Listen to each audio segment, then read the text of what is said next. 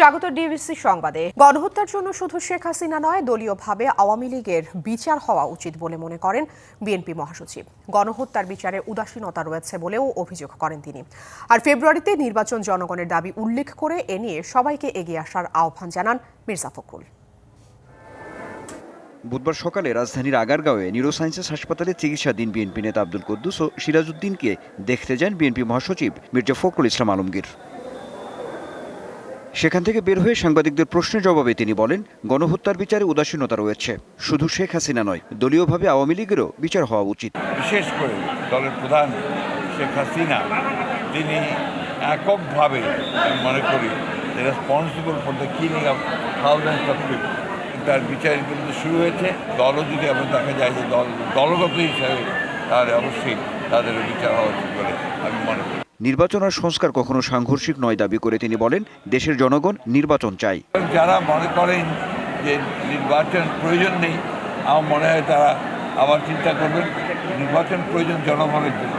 সরকার একটা নির্বাচিত সরকার দরকার, যে নির্বাচিত সরকারের সঙ্গে জনগণের সম্পর্ক থাকবে। প্রত্যেকটি রাজনৈতিক দলের দায়িত্ব হচ্ছে যে দেশকে সঠিক ট্র্যাকে ওঠানো। এদিকে রাজধানীর একটি বেসরকারি হাসপাতালে চিকিৎসাধীন প্রখ্যাত সঙ্গীত শিল্পী ফরিদা পারভীনকে দেখতে যান মির্জা ফখরুল। এ সময় তার সুচিকিৎসা নিশ্চিতে সরকারের প্রতি আহ্বান জানান তিনি। প্রধান উপদেষ্টাকে যে তিনি ব্যক্তিগতভাবে উদ্যোগ নেবেন, তার এই চিকিৎসাকে যেন সর্বোচ্চ চিকিৎসা তার করা সম্ভব হয়। Anwar Hossain, DBC news, Dhaka. শেখ হাসিনা বাংলাদেশের জনগণকে সরাসরি হত্যার নির্দেশ দিয়েছেন। মোদী সরকার তাকে ভারতে আশ্রয় দেওয়ার ইতিহাসের কাছে দায়বদ্ধ থাকবে। দুপুরে চুয়াডাঙ্গার আলমডাঙ্গায় পথসভায় এসব কথা বলেন এনসিপির সদস্য সচিব আক্তার হোসেন। দলটির ভবিষ্যৎ রূপরেখা ও রাজনৈতিক দর্শন তুলে ধরে তিনি বলেন, এনসিপি দেশের নতুন রাজনীতির সূচনা করতে চায়। বৈষম্যহীন, মানবিক ও ন্যায়ভিত্তিক আধুনিক রাষ্ট্র গঠনের প্রত্যাশা নেতাদের। আর এনসিপির আহ্বায়ক নাহিদ ইসলাম বলেছেন, দেশের বিভিন্ন সীমান্তে বাংলাদেশিদের নির্বিচারে হত্যা করছে বিএসএফ। এসব হত্যার দায় শেখ হাসিনা ও আওয়ামী লীগের। সীমান্তে হত্যা কোনোভাবেই মেনে নেওয়া হবে না বলে হুঁশিয়ারি দেন তিনি। নাহিদ বলেন, দেশের সীমান্ত, মাটি ও মানচিত্র রক্ষায় কাজ করবে এনসিপি। চুয়াডাঙ্গায় কর্মসূচি শেষে এনসিপির জুলাই পদযাত্রা যাবে ঝিনাইদহে। শেখ হাসিনা বাংলাদেশের মানুষকে সরাসরি হত্যা করার নির্দেশ দিল। সেই শেখ হাসিনাকে বর্তমান ভারত সরকার আশ্রয় দিয়ে রেখেছে। আমরা ভারত সরকারের কাছে বলতে চাই, ইতিহাসের কাছে আপনাদেরকে দায়বদ্ধ থাকতে হবে। সীমান্ত হত্যা আমরা কোনোভাবেই মেনে নেব না। বাংলাদেশের জনগণকে, বাংলাদেশের সীমান্তকে, বাংলাদেশের মাটি ও মানচিত্রকে রক্ষা করা বাংলাদেশের ছাত্র তরুণ যুবদের দায়িত্ব। একটা সম্প্রীতির বাংলাদেশ চেয়েছিলাম, কিন্তু আমরা দেখছি চারবার দুর্নীতি, দখলদারিত্ব পুরো বাংলাদেশকে ছেয়ে গিয়েছে। বাংলাদেশ পন্থী রাজনীতি গড়ে তুলুন, জাতীয় নাগরিক পার্টির নেতৃবৃন্দ আপনাদের সাথে থাকবে। বাংলাদেশ ও যুক্তরাষ্ট্রের মধ্যে পারস্পরিক শুল্ক চুক্তি নিয়ে দ্বিতীয় দফার আলোচনা শুরু হচ্ছে আজ। ওয়াশিংটনে এই আলোচনা চলবে 11 জুলাই পর্যন্ত। যুক্তরাষ্ট্রের বাণিজ্য প্রতিনিধি দল ইউএসটিআর এর সাথে বৈঠকে বসবেন বাণিজ্য উপদেষ্টা শেখ বশিরউদ্দিন। ঢাকা থেকে ভার্চুয়ালি আলোচনায় যুক্ত হবেন জাতীয় নিরাপত্তা উপদেষ্টা ডক্টর খলিলুর রহমান। সোমবার প্রেসিডেন্ট ডোনাল্ড ট্রাম্প নতুন মার্কিন শুল্ক আরোপের ঘোষণা দিয়ে 14টি দেশের নেতাদের চিঠি পাঠান। এরপরই আলোচনায় অংশ নিতে যাওয়া প্রথম দেশগুলোর একটি বাংলাদেশ। যুক্তরাষ্ট্রের সঙ্গে বাণিজ্য ঘাটতি নিরসনের বিষয়ে সমাধান না এলে 1 আগস্ট থেকে দেশটিতে পণ্য রপ্তানিতে বর্ধিত হারে শুল্ক দিতে হবে। বিশ্লেষকদের মতে, বাজার সুবিধা পেতে বাংলাদেশ কি কি শর্তে রাজি হচ্ছে তাও প্রকাশ্যে আসা দরকার। পানি যেন শুধু ঘরবাড়ি ভাসায়নি, কেড়ে নিয়েছে মানুষের স্বপ্ন স্বাদ। মুহুরী নদীর বাঁধ ভেঙে প্লাবিত ফেনীর ফুলগাজীতে হাজারো মানুষ আশ্রয়হীন। ত্রাণ নেই, নিরাপত্তা নেই, তবু বাঁচার চেষ্টা থেমে নেই। আর রেকর্ড বৃষ্টিতে ফুলগাজী ও পরশুরাম উপজেলায় মুহুরী, কহুয়া ও সিলোনিয়া নদীর বেড়ি বাঁধে অন্তত 15টি স্থানে ভাঙন দেখা দিয়েছে। প্লাবিত হয়েছে 30টি গ্রাম।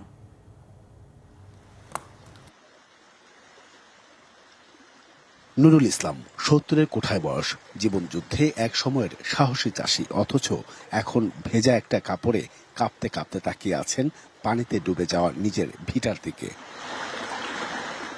ফেনীর ফুলগাজীর উত্তর শ্রীপুর পূর্বপাড়া এখন আর গ্রামের চেহারা নেই। বাঁধ ভেঙে হু হু করে ঢুকে পড়া পানিতে হারিয়েছে বসতবাড়ি, হারিয়েছে আসবাবপত্র, স্মৃতি আর আশ্রয়।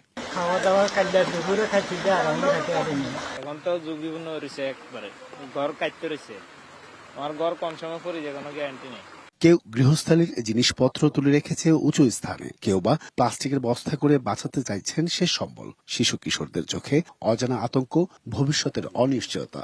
বাড়ির অবস্থা খারাপ, এগুলো আর কই নিমু, খাওয়া লাগতো না। গ্রামের হাট বাজার ডুবে গেছে কোমর সমান পানিতে। ঘর ছাড়া মানুষগুলো এখন দুবেলা খাবারের আশায় তাকিয়ে আছেন প্রশাসনের দিকে। খুব মারাত্মক অবস্থা, জনসাধারণের জীবন খুবই দুর্ভোগে যাচ্ছে। কিন্তু ফেনীর বর্তমান যে পরিস্থিতি অত্যন্ত ভয়াবহ। অসহায় এসব মানুষের মাথা গোঁজার ঠাঁই নেই, তাই তো আশ্রয় নিতে হয়েছে আত্মীয়র বাড়িতে। শিশুরা স্কুলে যাওয়ার বদলে সাঁতার কাটছে কষ্টের স্রোতে, কেউ আবার জাল ফেলে ধরছেন মাছ। বই খাতা সহ বিছানা এবং ঘরের আসবাবপত্র ভাসছে জলে, ডুবে যাচ্ছে স্বপ্ন। এসব মানুষের যে ক্ষত তৈরি হয়েছে তার শুকাতে সময় লাগতে পারে বছর পর বছর, আর তাদের যে স্বপ্ন, সেই স্বপ্ন ঠিক পানির স্রোতের সাথে এভাবেই ভেসে গেছে। তাই এখনই সংশ্লিষ্টদের তাদের আর্থিক থেকে শুরু করে সব ধরনের সহযোগিতার প্রত্যাশা করছেন তাদের কাছ থেকে। Ariful Islam, DBC news, Feni, Fulgazi. টানা বৃষ্টিতে ফেনীর পরিস্থিতি জানাতে সরাসরি যুক্ত হচ্ছেন সহকর্মী আরিফুল ইসলাম। কথা বলবো তার সাথে। আরিফ, বাঁধ ভাঙা এলাকায় কি ধরনের পদক্ষেপ নেওয়া হয়েছে, প্রশাসন কি ধরনের পদক্ষেপ নিচ্ছে, সার্বিক অবস্থা তুলে ধরবেন, সেই সাথে এই সমস্যা থেকে উত্তরণের উপায় কি বলছে সংশ্লিষ্টরা, ত্রাণ সহায়তা পৌঁছেছে কিনা? দেখুন, আপনি অনেকগুলো প্রশ্ন করেছেন, তার মধ্যে যদি আমি কয়েকটি মূল যে বিষয়গুলো, তার মধ্যে যেটা হচ্ছে স্থায়ী কোনো সমাধান নেই।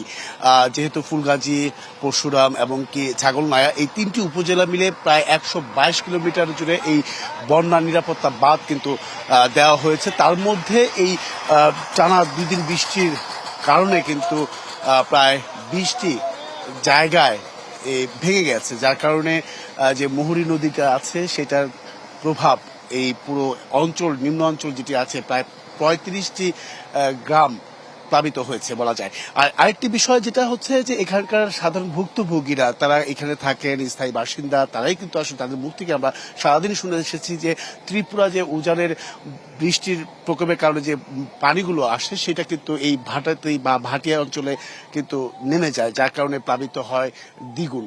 তো সেক্ষেত্রে যে স্থায়ী সমাধান যে নিবে, সংশ্লিষ্ট যারা আছেন, এর সাথে জড়িত যারা আছেন, তারা কিন্তু আসলে কখনো স্থায়ী সমাধানটা দিতে পারেনি বা নেননি। এই অভিযোগগুলো কিন্তু সাধারণ মানুষ বা ভুক্তভোগী তারা কিন্তু বলে আসছেন।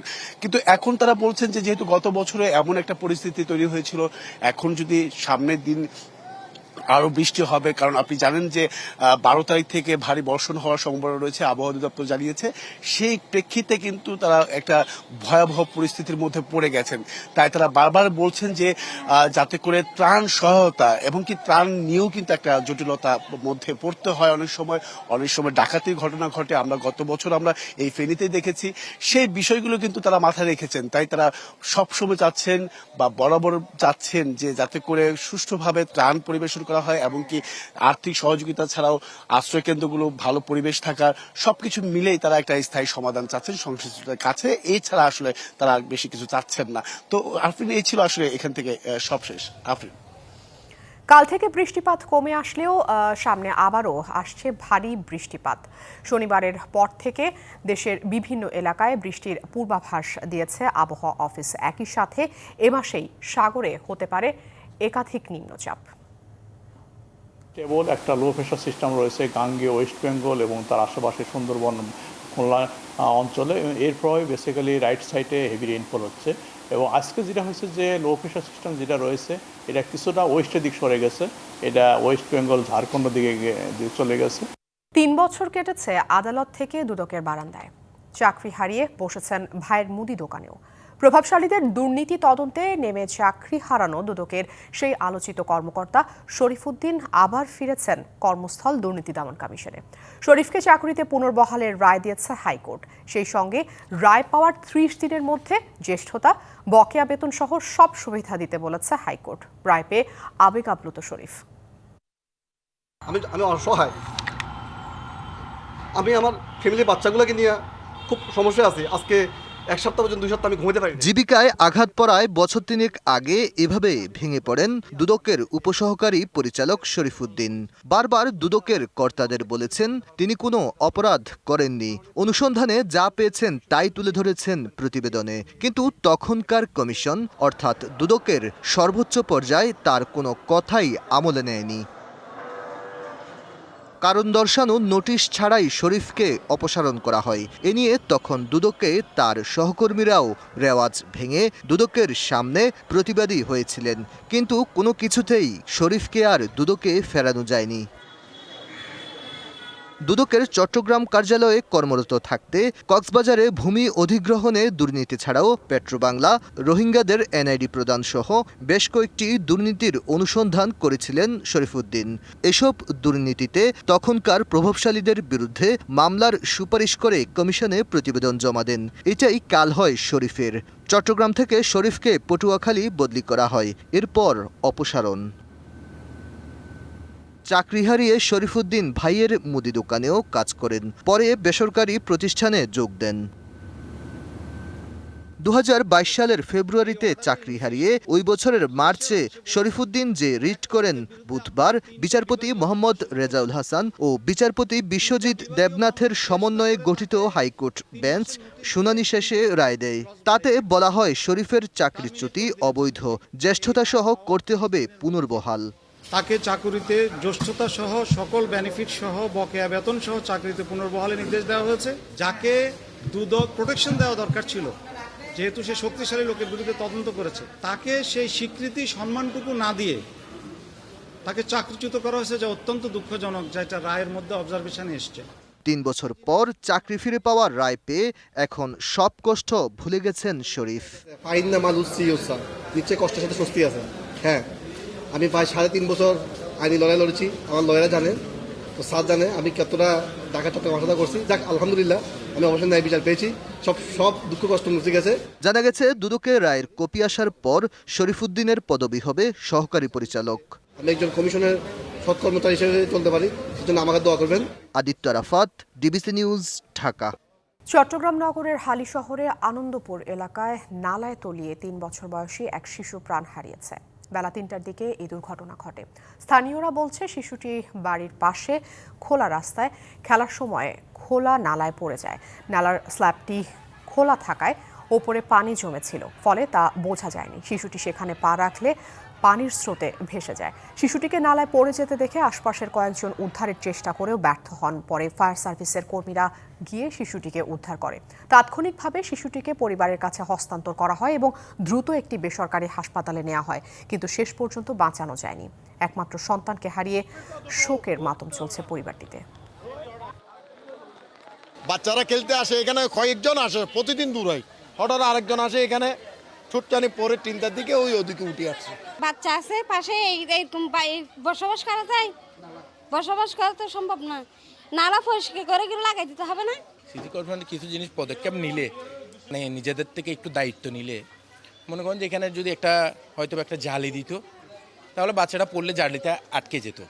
জাতিসংঘের মানবাধিকার কাউন্সিলে বাংলাদেশের নেতৃত্বে জলবায়ু পরিবর্তন সংক্রান্ত রেজুলেশন গৃহীত হয়েছে। সুইজারল্যান্ডের জেনেভায় মানবাধিকার কাউন্সিলের 59তম অধিবেশনের রেজুলেশনটি গৃহীত হয়। প্রাধান্য পেয়েছে জলবায়ু অর্থায়ন এবং এর বাস্তবায়ন। এতে বিশ্বব্যাপী জলবায়ু তহবিল সংগ্রহের ক্ষেত্রে ত্রুটি চিহ্নিত করে তা সমাধানের লক্ষ্যে সম্ভাব্য কার্যকর পদক্ষেপগুলো তুলে ধরা হয়েছে।